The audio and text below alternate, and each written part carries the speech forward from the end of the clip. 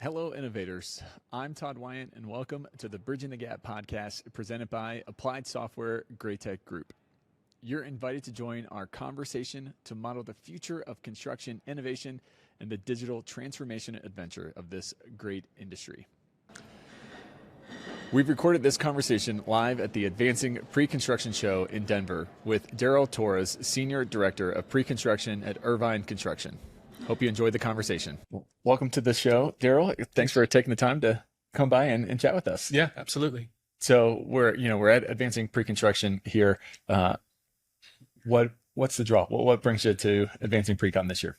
Yeah, well, I've attended it several years, and I get asked this oftentimes from people that I work with, or what do you do when you're there? Or what happens? And I've had an opportunity to present several times, did a workshop earlier, and sat on a panel today.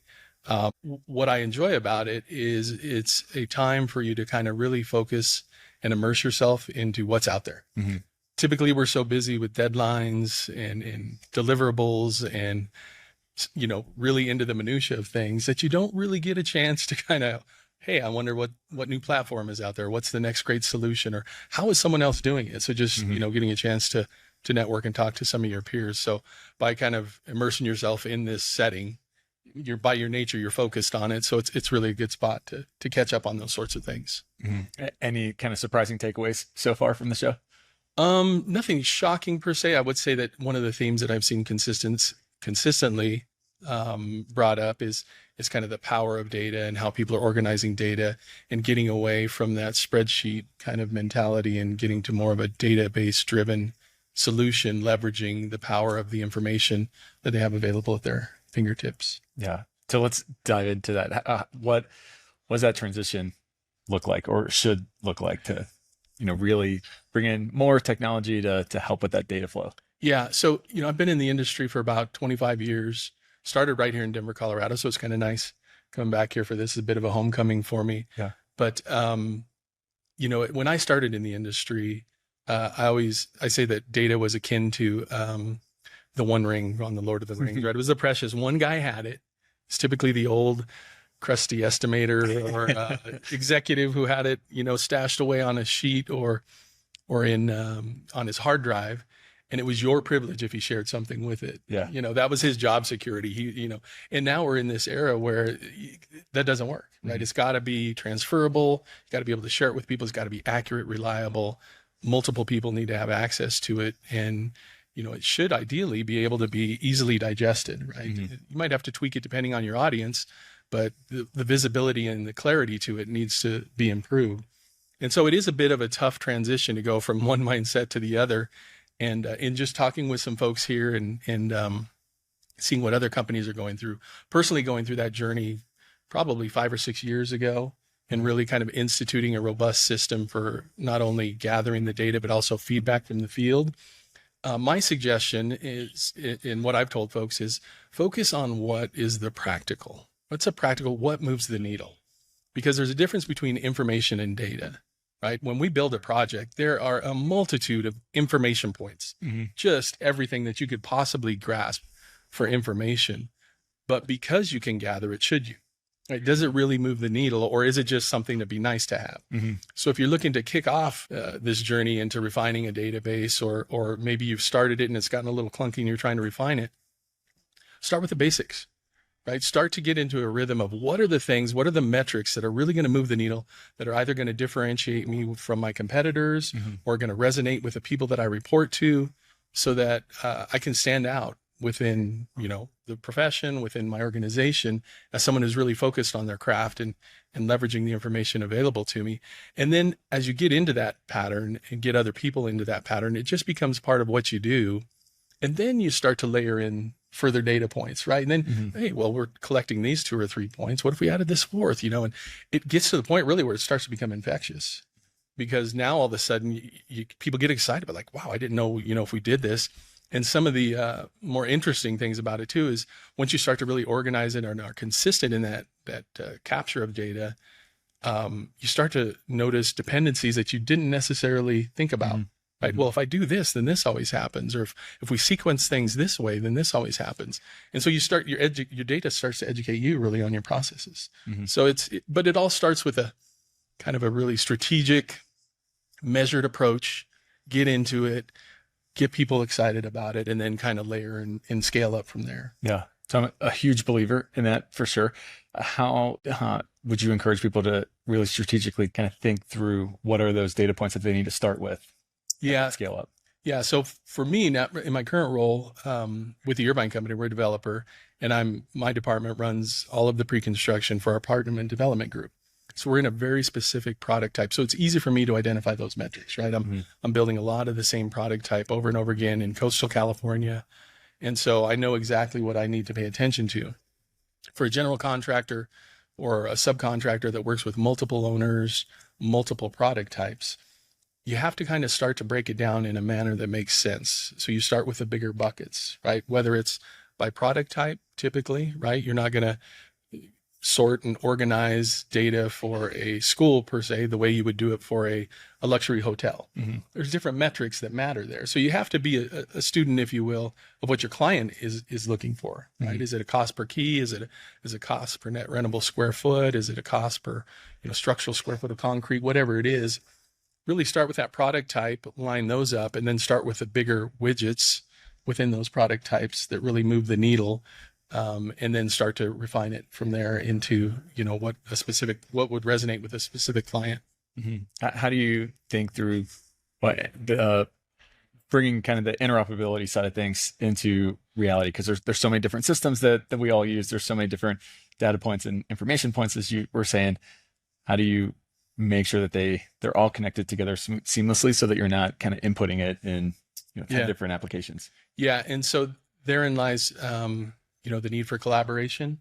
And so if you approach this idea of building a robust database, and this is how we're going to estimate things going forward, and you're just doing it from a pre-construction vacuum, you're going to struggle, right? So you got to get the buy-in from your field teams, your operations teams, leadership, as to what makes sense for us tracking forward. Because if you're tracking it one way coming out of pre-construction and your field teams are coding things a different way or charging them a different way, it really becomes a cumbersome task to kind of map all of that data back over to align with how you initially lined it up. So therein lies the need to be collaborative and to be focused and specific and practical about it, right?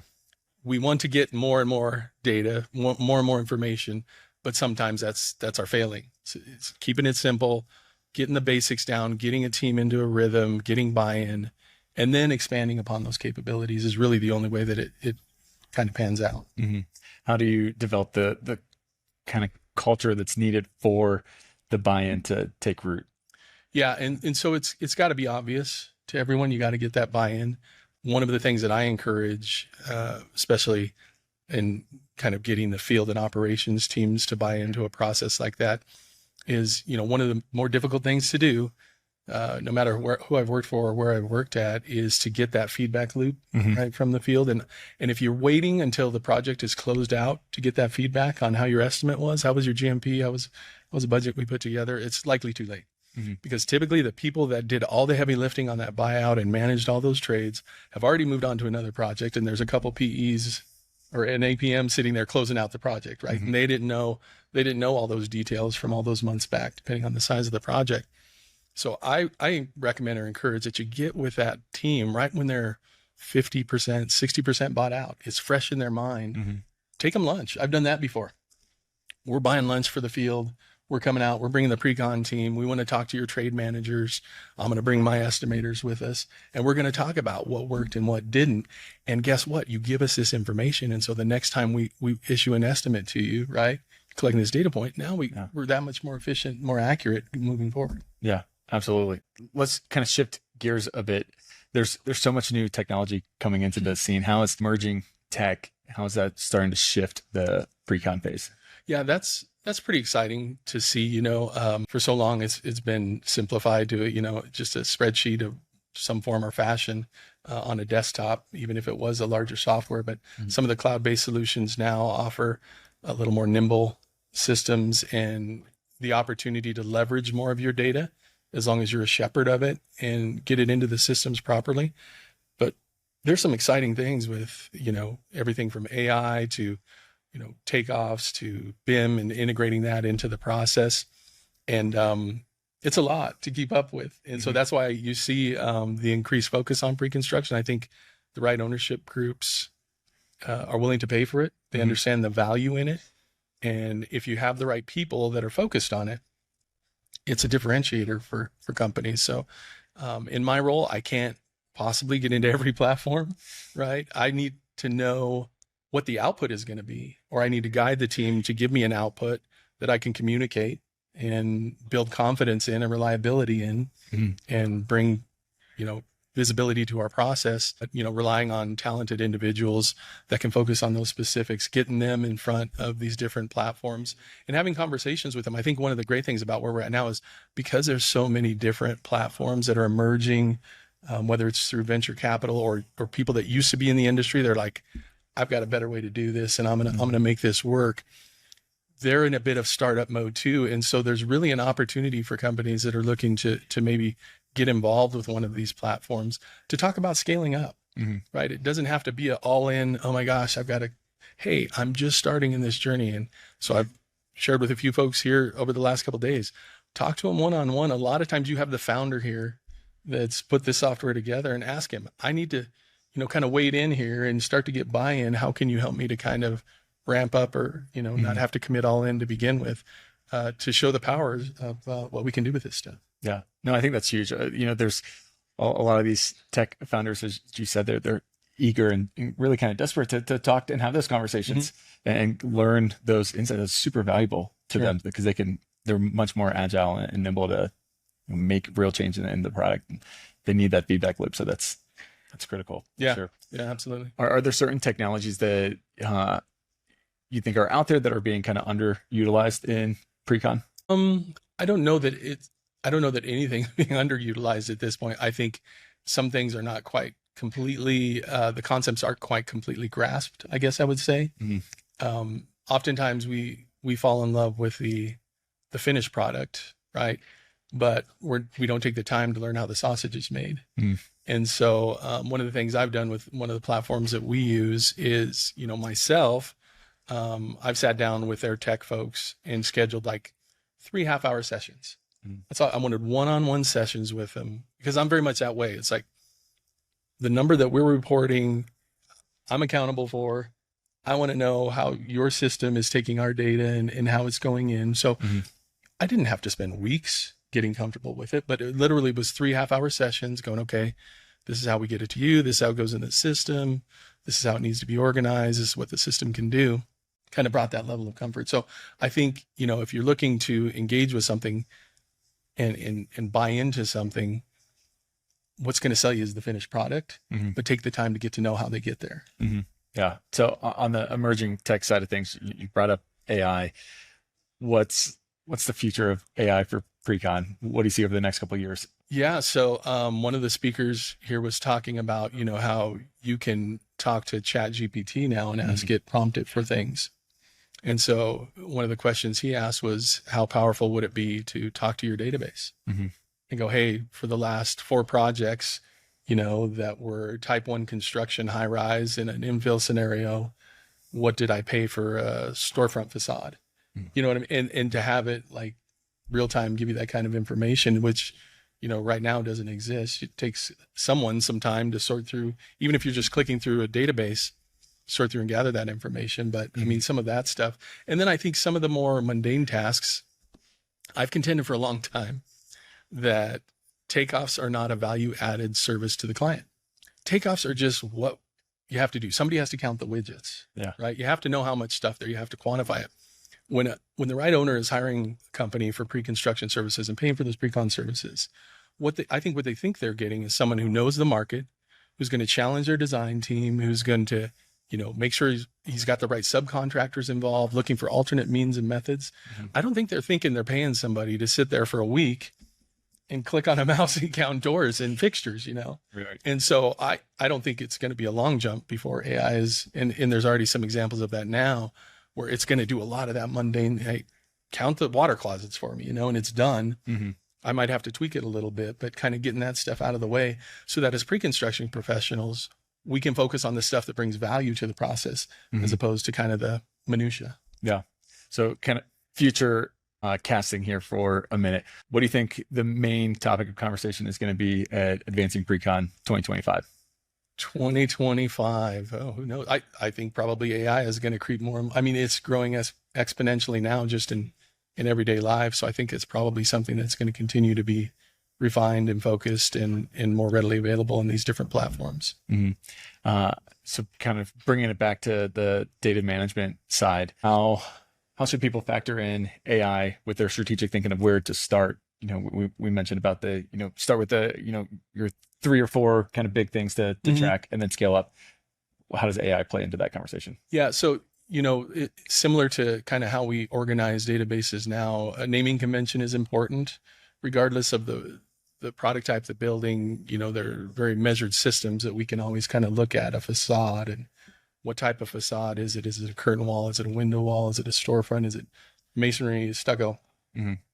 Just having a simplified naming convention so that, when you get to that point where, you've got something that can sort through it for you, it can start to kind of gather that quickly as opposed to having one-offs. So therein lies the need for buy-in from the team, right? Because each team may call something a little bit different, may cost it a little bit different, but as much as you can get consistency out of the inputs that you're putting into it, then the product that you get back is going to be more reliable and quicker to kind of arrive at a solution. Nice. So as we start to kind of land the plane here, a couple of rapid fire questions for you. What is the phrase modeling the future? What does that kind of draw up in your mind? I think just, in more real-time collaboration. A lot of it depends on the delivery model for the project, but, design build scenarios, what I do from a developer standpoint is very much collaborative with design. And so, being in a scenario where, somebody is modeling something in 3D or maybe drawing with a pen and, moving something in real time, seeing how that's going to, affect the bottom line and what those changes are going to be. I don't think we're that far off from something like that, where you can start to move pieces around in a meeting and go, well, if this goes here, then that affects our efficiency, or our ratio of, facade to square footage is skewed. And now we're bumping up against something that isn't in line with our historic metrics. And so I think that's really kind of where we're headed. Yeah. Nice. What does innovation mean to you? Innovation to me, there's a lot of good technology out there, but to me, innovation is more a core principle that an organization has to embrace. They have to want to be innovative. You can be successful and still keep doing things the way you've always done them and make a pretty decent living and build a pretty good company around it. If you want to be innovative, you've got to commit to it. You've got to commit the resources to it, hire the right people, and differentiate yourself as an organization. Yeah, I agree. How do people find out more information or connect with you? So I'm, like I said, I work for the Irvine Company in Newport Beach. I'm on LinkedIn. All of my information is here at the event, Business Cards Exchange, and happy to be helpful or a resource. Awesome. Well, final question for you. If I could give you all construction power, you could snap your fingers and innovate one thing, what would you pick to innovate? What would I pick to innovate? Wow, that's I would probably say something along the lines of design integration, finding a way, kind of what I mentioned earlier, finding a way to get that real-time feedback to those designers who are just trying hard to create something. Obviously you don't want to be the no guy. It's no fun just saying, no, we can't afford that. No, we can't do that. But finding a way to get them to the end game where they can do something that they're proud of, that they can hang their hat on and go, I designed that, but still realize the financial goals for the project is really, I think, the coolest thing that you can do in what we do. Yeah. Very nice. Darrell, thanks so much for taking the time and joining the show today. Thanks for having me.